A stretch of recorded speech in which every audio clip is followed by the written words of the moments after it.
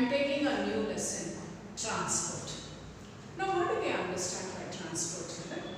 Earlier days, how man used to travel. So the first form, the early form of man's transport was human foot.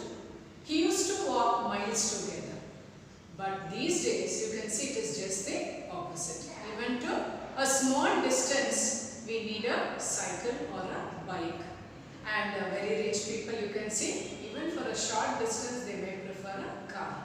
So the first early form of human was by walk. He used to walk miles together to buy anything or go for marketing. And you can see the earlier days, children, especially the ancient period, everything was quite far. So he used to walk miles together to fetch the vegetables, or they used to go to the garden. If they would have had estates, they used to walk and go. And animals were very useful during their walking period, especially the bullock cart. So all the goods, it was this bullock cart which used to pull. So especially the animals which they used for carrying heavy loads were the donkeys, camel, horses. So with these animals, man was trying to find comfort for transport. Then it was slowly man started developing a little improvement, especially in the 18th century. There was an introduction of Industrial Revolution. Through this Industrial Revolution, there were introduction of machines. Machines started to come. Then slowly you can say little progress with them. This is how transport started with the help of huge machines. Now if you look to the earliest days, first it was the earliest boats which were dug out called as canoes. Canoes means it's a light narrow boat with a pointed end, especially these old movies like Nenapina Dhoni, you can see Rajkumar's movies also. That old pointed type, it will be like this pointed type of boats. They were called as canoes. That man started to use. Then later on, the wooden ships with the mast. That means they used to just, with the rudder, they used to do it like this to pull and push the water, children. Those boats you would have seen. And this also in our old movies you can see, children. The wooden ships with mast, they used to carry not only people, they used to carry animals and goods also. So the heavy goods, especially the coal, bulky goods, they were sailed and transported from one place to another place. These were the simple wooden ships. Later on in 1783, a hot balloon air was invented, children. The hot air balloon was invented in France. So these were the type of transport man started to think and man started to come out with. Then came the invention of steam engine, especially for the railways was introduced during the steam engine time. Then at the sea, how the steams were used. At the sea, these steam engines which produced steam were used as a transport. These steam engines and the steam ships were used for transport, and these steam engines run with a higher speed. See the developments from one period of time, from the simple boats, then the wooden ships, then the hot air balloons, then the invention of steam engines, then we come to the steam ships. Improvement you see from human foot, from walk, then with animals, then with the boats, then the wooden ships, the steam engine, steam ships. Later on, it was in the 20th century, transport was introduced. And there were a lot of improvements, as I told you, especially in the 18th century. There was a industrial revolution. Industrial revolution brought forth agricultural revolution also. So these heavy machines were also introduced not only in industries, these were also helpful for the improvement of agricultural production. So here it was in the 20th century that transport was given more importance, more priority, little progress and development with the introduction of huge machines. Buses came, then cars, then trams. Trams are vehicles which run on rails, like tracks it will be, and some buses, the wheels will be on the tracks only. They will, the vehicles will run on the rail tracks. Those are called as trams. So all these were introduced. That means it was again a gift to the science, development, progress.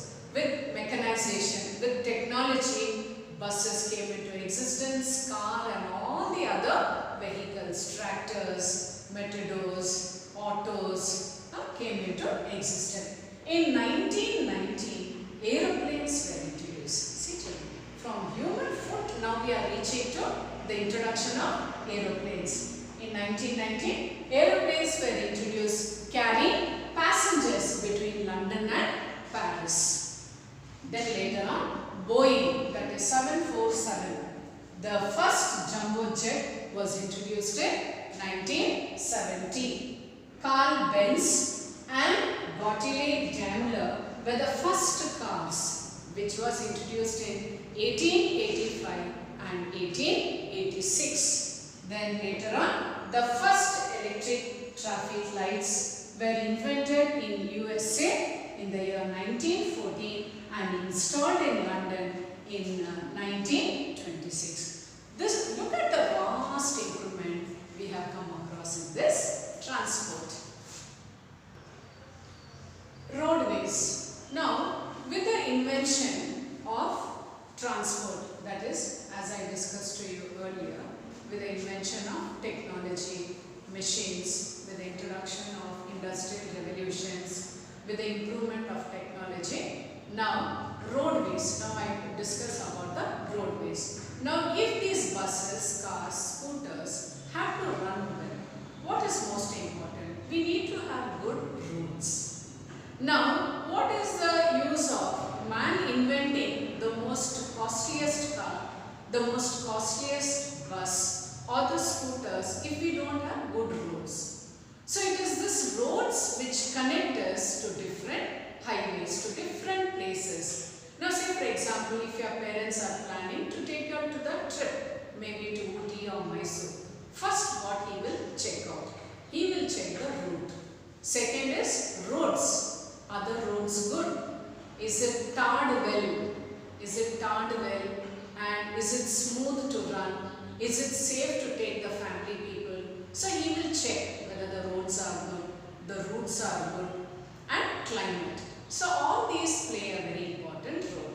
So more than the climate and more than the other temporary reasons, the most primary factor if they have to go for traveling from one place to another place, first thing they check out the roads and then the routes. Is it safe? So in that way, roadways plays a very important role. These days you can see in Bangalore, children, everywhere the roads are dug. They would have tarred, they would have done very well. But suddenly you can see after 2-3 months, again they would have dug everything, maybe for a cable wire or a gas connection or some cable networks or some electrical wires or some sanitary works, and again the roads are under a mess. And one more thing you can observe in our present Bengaluru city, you can see after the rain how the roads are. Again in a very bad condition. If you are reaching late to school, it's again the reason is roads. So these roadways are very, very important. The invention of automobiles, improvement in roads occurred. That means if we have to travel to different parts of the places, first of all the invention of automobiles or vehicles is very, very important. Earlier the roads were narrow, very small roads because population was less. There was no improvement of technology. So roads were very narrow, rough and dirt tracks. Wherever you see there were stones, pieces of stones, and it was not tarred well.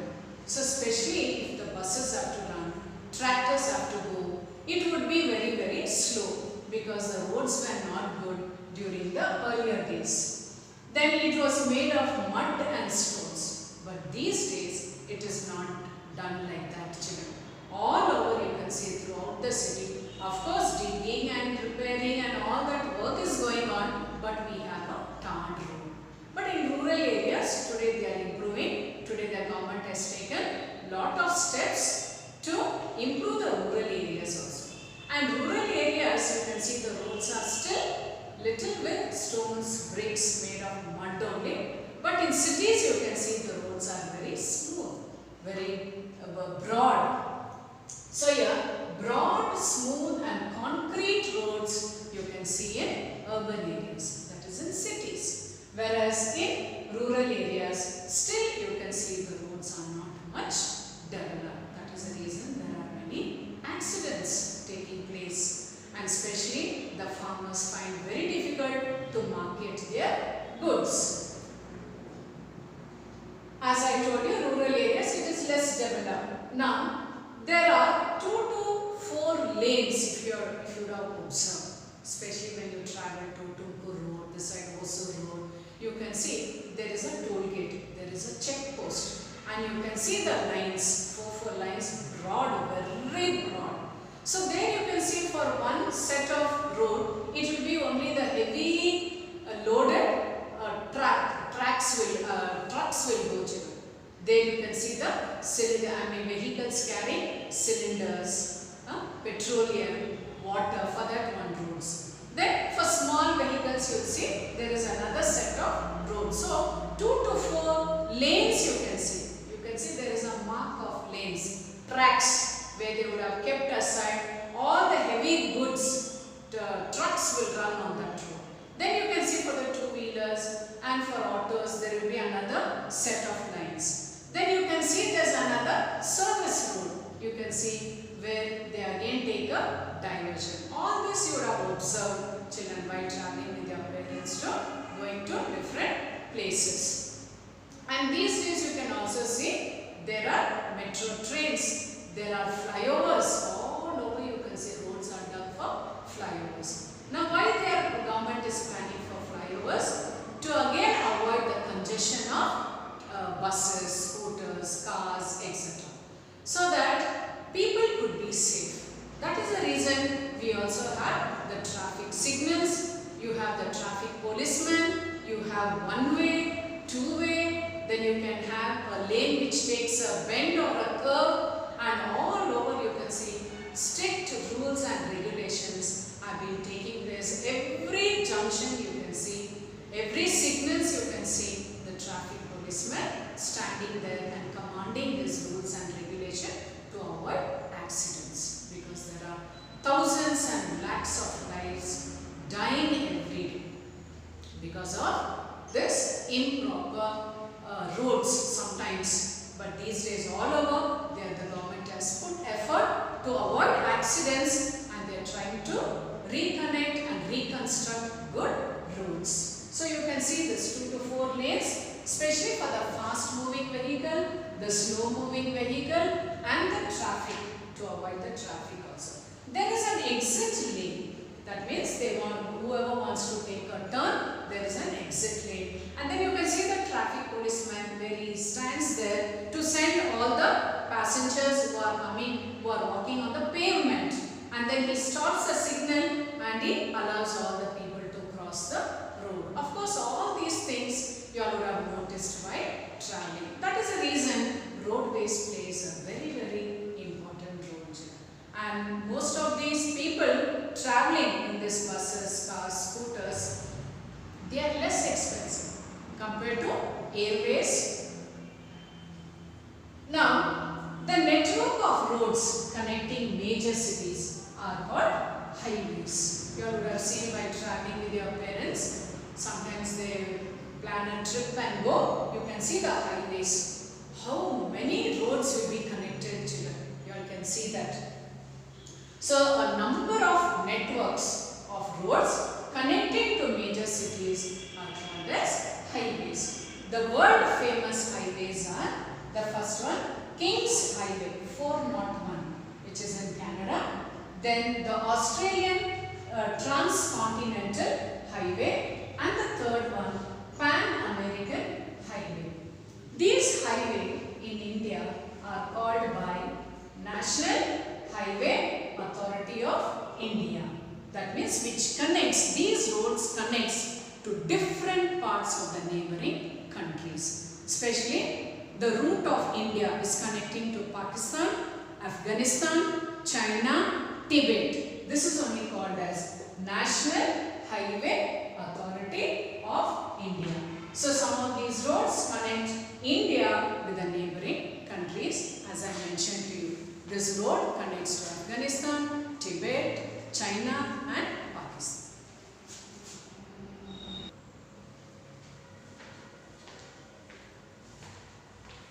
The Grand Trunk Road connects India with Pakistan. As I told you, the National Highway Authority of India connects the Indian roads to all the neighboring countries. That is, it connects India with Pakistan. That is the Grand Trunk Road. A very big link, children, which connects India with Pakistan. That means just imagine how many roads it could lead. Innumerable roads where it connects India with Pakistan. That is the reason it is called the Grand Trunk Road. Second, we have the Khyber Pass Road. That is which connects India with Afghanistan and Pakistan. Just imagine, children, how many innumerable roads, highway roads, this India could connect with Afghanistan and Pakistan. Indo-Tibet Road. This is the roads which connect India with China through Tibet. That means imagine the wonderful creation and invention of man connecting these routes. Then we have the Golden Quadrilateral, which connects all the four metropolitan cities. You know what are the four metropolitan cities? Delhi, Mumbai, Kolkata and Chennai. So these are the four. This is called as a Golden Quadrilateral. That means the roads which connect all the four metropolitan cities. Then India has the second largest road network in the world. First is USA. So India ranks the second largest road connecting networks. These roadways cause lot of traffic. That means today the city is being with a high pollution, high traffic. It's because of innumerable vehicles on the road. So here this road traffic has increased so much, and you can see every day the pollution rate. The pollution is becoming greater and greater, and many people don't even do the emission test for the vehicles. So what happens? The entire environment is affected because of this pollution. And here road accidents, there are more than thousands and lakhs of people every day dying because of road accidents. And you can see every month, in 3 months, 4 months, the roads are not in good condition. Again and again, the government takes steps to improve the roads in India as well as throughout the world. So here, this roadways plays a very important role. Today, as children, you would have noticed, all over in Bengaluru city, you can see the traffic, you can see the congestion, you can see that one way, two way, and another thing what you can notice on the roads, children, there is no discipline in driving.